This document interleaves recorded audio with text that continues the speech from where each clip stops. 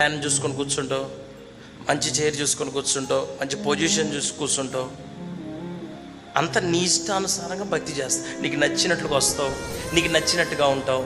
ఏంది ఎంత వాక్యం విన్నా ఇట్లుంటున్నావని మాట్లాడితే గద్దిస్తే అప్పగించుకోవటం ఉందా నీకు?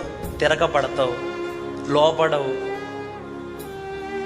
ఒక దైవజనుడు దేవుని ఆత్మ ప్రేరణతోనే వాక్యం చెప్పినప్పుడు నేను డబ్బులు తెమ్మని చెబుతున్నారా? ఏం చెబుతుండ్రు? బతుకు మార్చుకొని దేవుని రాజ్యం కోసం బతకమని కదా చెబుతుంది.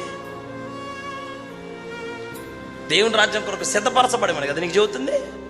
దేవుని చిత్తానికి అప్పగించుకోమని కదా నీకు చెబుతుంది. స్వలాభం కోసమో మా సొంత ఉద్దేశాల కోసమో మిమ్మల్ని రప్పించుకుంటున్నాను అనుకుంటున్నారా చర్చికి? ఎందుకు వచ్చావు అసలు? నువ్వు మందిరానికి ఎందుకు వచ్చినావు? ఆయన గడప ఎందుకు దక్కినావు? ఆయన మనస్సు నీకు లేనప్పుడు నువ్వు మందిరానికి రావటం వేస్ట్. ఇక్కడ నువ్వు నీ బ్రతుకును మార్చుకోలేకపోతే, ఇక్కడే నీకు మార్పు లేకపోతే దేవుని రాజ్యంలో నువ్వెట్టుంటావు అసలు?